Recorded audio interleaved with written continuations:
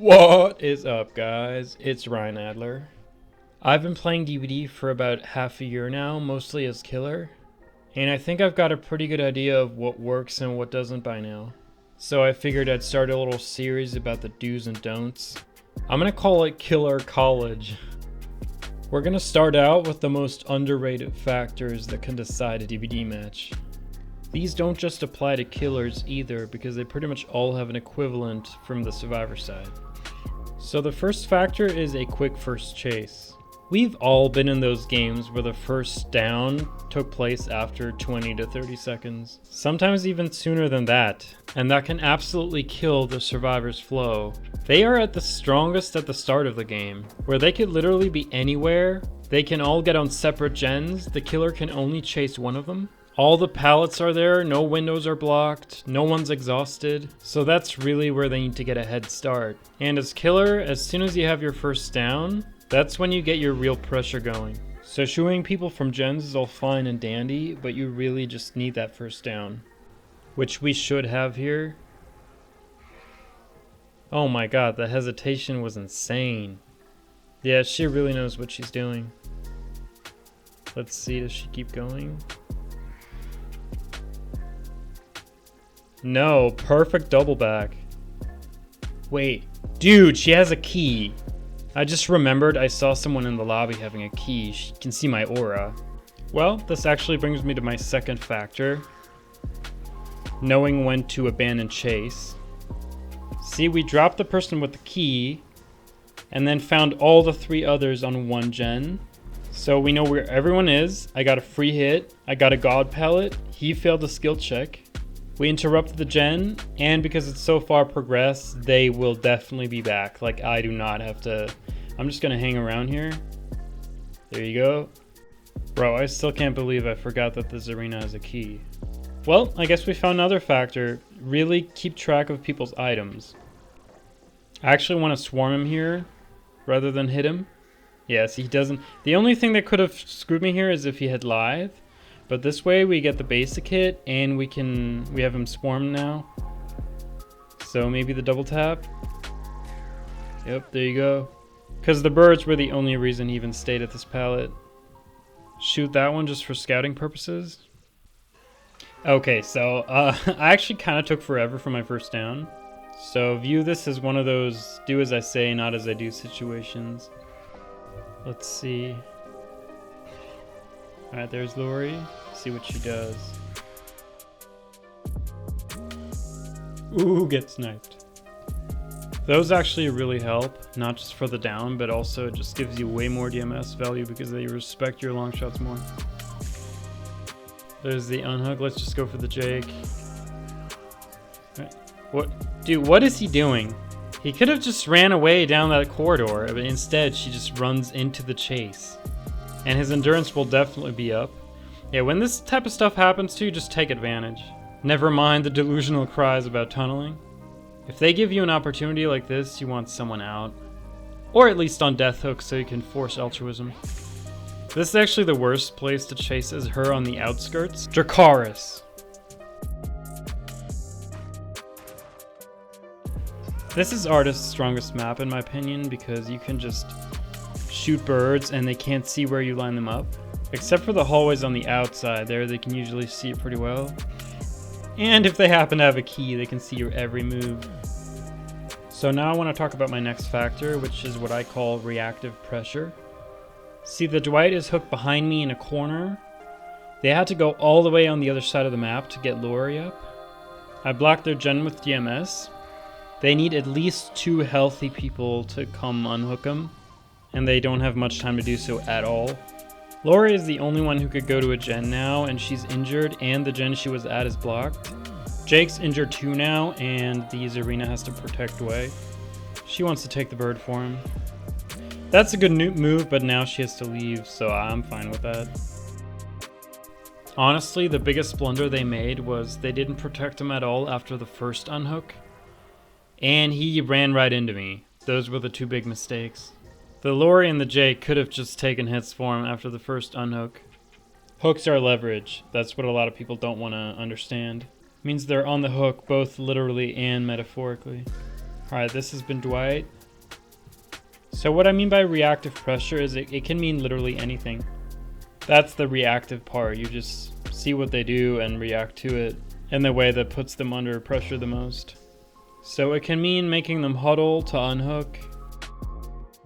Okay, no offense, but this Jaeger really is the baby of the group. Or I guess more the grandpa of the group, looking at his name. The Zarina is clearly their MVP, and Lori and Dwight are just the gen jockeys, I think. Yeah, wow, this guy's kind of clueless. Another crazy important thing for survivors is to get the most central gens done early. Like I talked about how the early game is their biggest advantage. And that's why as a killer you want to chase where they want to get the gen done. And it really helps to have corrupt intervention on these indoor maps. Really underrated for survivors is using your med kit as an anti-tunnel tool. Not the first time you're injured, but when you're on death hook or being close to it. And you can use this as a killer too. You can make them wasted by interrupting heals. You can just mine their items and chase whoever doesn't have a med kit. Or if only one of them has a flashlight, just tunnel them. My favorite item as survivor are definitely med kits. When I'm being tunneled, I try to hide in a corner and heal myself there. And unless you're in solo queue, it can be super big to make sure people unhook you when the killer is far enough away. It's also super underrated for fresh hook survivors to just stay injured. When they're injured, stay on gens and heal when you really have to for unhooks or something. And then my final point about underrated factors is killer mentality. Like a lot of survivors, their ultimate goal is to humiliate the killer, or they also just think of the killer as someone whose job is to entertain them until they all escape. Needless to say, this is ridiculous, and you can absolutely use that to your advantage. You're the killer. You decide who is being chased, where they're being chased, and when they're being chased. And if you get one of those weirdo chase beggars, just use that. Make them your pet. Make them follow you. Keep them off gens for free. If you get it down, use their hook as your leverage. Oh wow, I thought I could go through there. That's my bad. That gave her tons of distance. Yeah, and as survivors, communicate about unhooks. Don't wait too long. Don't unhook right next to the killer, unless they're camping, obviously, then you don't have a choice. Bring body blocks. Use the full extent of anti-tunneling perks and items. Like off the record, DS, for the people, syringes, styptics, dead hard, made for this, buckle up, even sprint bursts can really help for like as anti-tunnel. Like when you're unhooked in a good moment and you just sprint to a corner and heal there with your med kit, that can absolutely kill a killer's pressure. And like it or not, preventing the killer from tunneling is one of the survivors' most crucial jobs. And I will never understand how some people just very stubbornly completely refuse to do so, and then just cry about a tunneling killer every game. That is the direct equivalent of one of those baby killers who just drag someone in basement and then face camp them. I mean, punish that. Make them eat 3 gens for it. What that should mean for them is they're guaranteed 1 kill and you're guaranteed 3 escapes. So I would take that trade in a heartbeat. You can't really do anything about that anyway. If the killer is hard tunneling, you're not going to all escape unless they're complete garbage.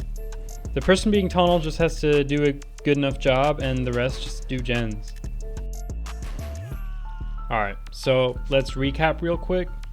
As a killer, you want a quick first chase. You want that chase to mostly take place in crucial areas. Like if you have corrupt, chase within the non-corrupted gens. And on maps like RPD, it's great if your first chase takes place somewhere in the main area.